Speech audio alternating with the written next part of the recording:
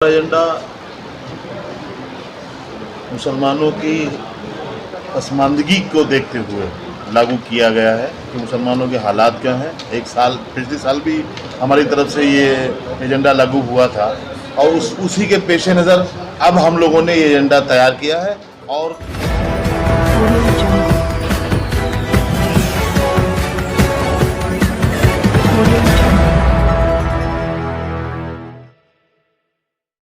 चुनावी आहट होते ही मुसलमानों के एजेंडे की बात करने लगते हैं मुसलमानों को हमदर्दी दिखाने वाले लोग।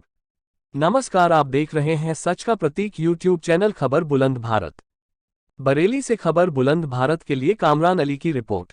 बरेली स्थित दरगाह आला हजरत पर चल रहे उर्स रजवी का सहारा लेते हुए ऑल इंडिया मुस्लिम जमात ने एक मीटिंग कर मुसलमानों का एक एजेंडा तैयार किया है। एजेंडे को जन जन तक पहुंचाने की नीयत से ऑल इंडिया मुस्लिम जमात ने एक प्रेस कॉन्फ्रेंस आयोजित कर पत्रकारों को जमात के राष्ट्रीय अध्यक्ष मौलाना शहाबुद्दीन रजवी ने संबोधित करते हुए मुसलमानों की चिंता का इजहार दिखाते हुए मुसलमानों के एजेंडे की बात कही। यहां पर आपका ध्यान आकर्षित करते हुए आपको याद दिलाते हैं कि अभी कुछ दिन पहले ही उत्तर प्रदेश का विधानसभा चुनाव चल रहा था, जब भी मौलाना शहाबुद्दीन रजवी ने प्रेस वार्ता कर एजेंडे की बात करी थी। उस समय का मुसलमानों के मसाइल का एजेंडा मौलाना शहाबुद्दीन रजवी ने अधिकतर राजनीतिक पार्टियों के राष्ट्रीय अध्यक्षों को भेजा था। आज फिर उत्तर प्रदेश में निकाय चुनाव की आहट होते देख ऑल इंडिया मुस्लिम जमात के बैनर तले हुकूमत और राजनीतिक पार्टियों को चेताते हुए जमात के राष्ट्रीय अध्यक्ष मौलाना शहाबुद्दीन रजवी ने कहा, हजरत आज क्या मामला है, कौन सा एजेंडा पास किया जाएगा? आला हजरत इमाम अहमद रज़ा फाजिल बरेलवी रहमतुल्लाहि ताला अलैह का 104वां उर्स है और आज उर्स का पहला दिन है। देश भर से आए हुए उलमाए कराम दानिश्वर की मीटिंग हुई और इसमें एक मुस्लिम एजेंडा तैयार किया गया और इस मुस्लिम एजेंडे में मुस्लिम कौम के लिए हिदायतें दी गई हैं और मरकज़ी हुकूमत और राज्य की हुकूमतों को भी हिदायतें दी गई हैं और साथ ही साथ जो पॉलिटिकल पार्टियां हैं उन पॉलिटिकल पार्टियों को भी वार्निंग दी गई है। इस मुस्लिम एजेंडे में उलमाए कराम ने जो ऑल इंडिया मुस्लिम जमात के तहत मीटिंग हुई थी उसमें तय किया कि मुसलमान अच्छे काम करें, बुराइयों से दूर रहें और सोशल मीडिया जो आजकल है नेगेटिव और मनफी जो चीज़ें फैलाता है इससे दूर रहें। और उलमाए कराम ने मुस्लिम कौम से ये भी कहा है कि कानून को अपने हाथ में न लें।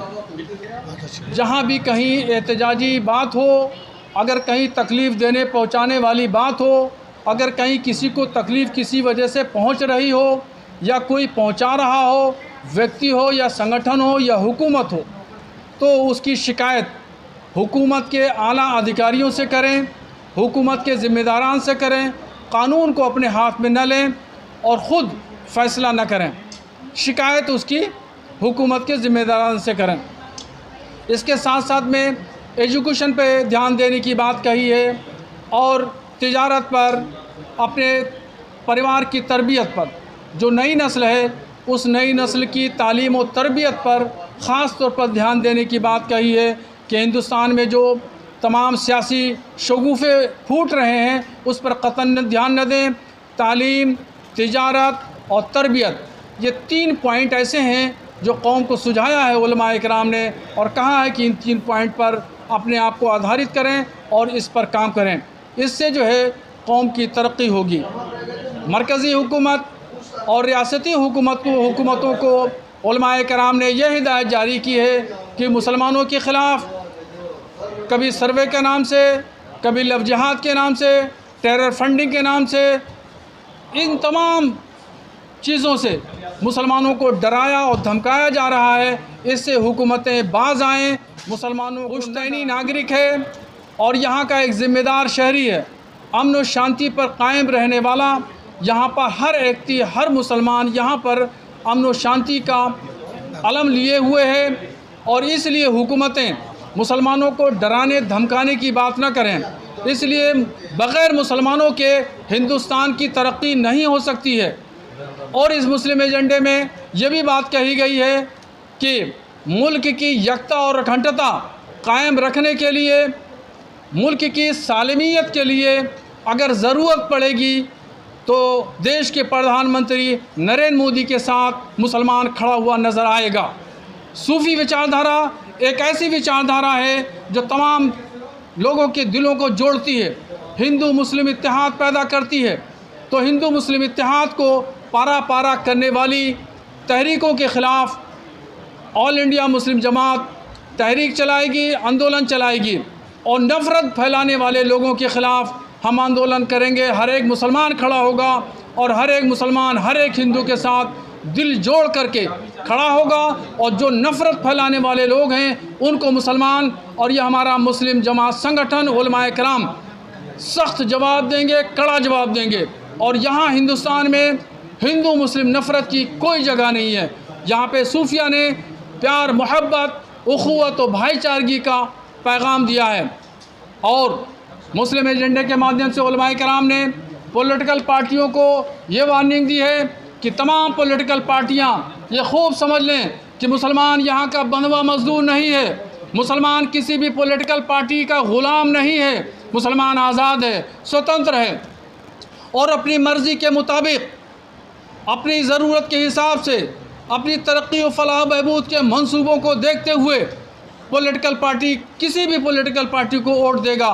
इस शर्त पे देगा अगर कोई भी सियासी पार्टी मुसलमानों के लिए काम करती है, उसके इक़्तिसादी, माशी, तालीमी पसमानदगी को दूर करने के लिए काम करती है तो मुसलमान उसके साथ में, उसकी सपोर्ट में, उसकी हिमायत में खड़ा होगा, अन्यथा नहीं।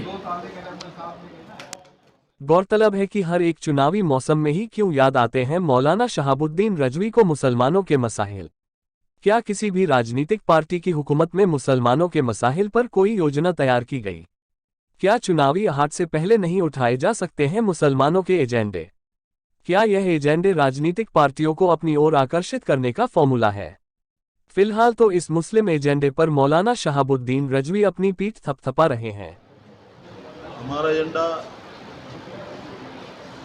मुसलमानों की पसमानदगी को देखते हुए लागू किया गया है कि मुसलमानों के हालात क्या हैं। एक साल, पिछले साल भी हमारी तरफ से ये एजेंडा लागू हुआ था और उसी के पेश नज़र अब हम लोगों ने ये एजेंडा तैयार किया है और कौम ने हमारी बात को माना है और कौम हर साल हमारे अहकाम का, बरेली शरीफ के अहकाम का, हज़रत मौलाना शहाबुद्दीन रज़वी के अहकाम का इंतज़ार करती है और उसी के तहत कौम ने बात को माना है।